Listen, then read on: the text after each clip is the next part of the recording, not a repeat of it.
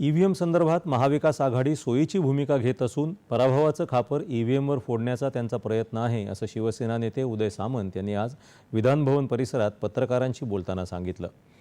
महायुती राज्यातल्या सर्व घटकांच्या कल्याणासाठी कार्यरत आहे, त्यामुळे कोणताच विषय नाही म्हणून विरोधकांचा पोटशूळ आहे त्यांना जनतेनं नाकारलं आहे हे त्यांना मान्य करायचं नाही, केवळ अपयश झाकण्यासाठी केलेला खटाटोप आहे असं सामंत म्हणाले।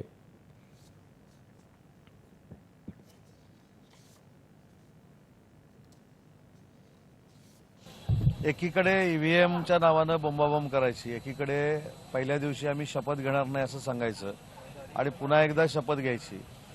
ही सगळी दुटप्पी भूमिका महाराष्ट्राच्या जनतेला कळल्यामुळेच ते 40 की 45 पर्यंत पोहोचलेले आहे आणि प्रत्येक ठिकाणी दुटप्पी भूमिका असल्यामुळं आता महाविकास आघाडीमध्ये देखील फूट पडायला लागलेली आहे। हे काल समाजवादी पार्टीच्या निमित्तानं आपल्या सगळ्यांना कळेलं आहे। त्याच्यामुळे इकडे सांगायचं की ईव्हीएम वाईट आहे, ईव्हीएम मध्ये काहीतरी गडबड आहे आणि तीच मतं ज्यावेळी लोकसभेला यांच्या खासदारांना पडली त्यावेळी ईव्हीएम चांगलं होतं। त्याच्यामुळे ह्या सगळ्या दुटप्पी भूमिका आहेत, लोकांची माती भडकवायची, फेक नरेटिव्ह सेट करायचे आणि पराभव न स्वीकारता जनतेला वेगळ्या मार्गाने काहीतरी ब्रीफ करण्याचा प्रयत्न करायचा, हा विरोधकांचा एक उद्योग बनलेला आहे आणि त्याचाच एक भाग म्हणून गेले 3-4 दिवस या सगळ्या गोष्टी चालू आहेत।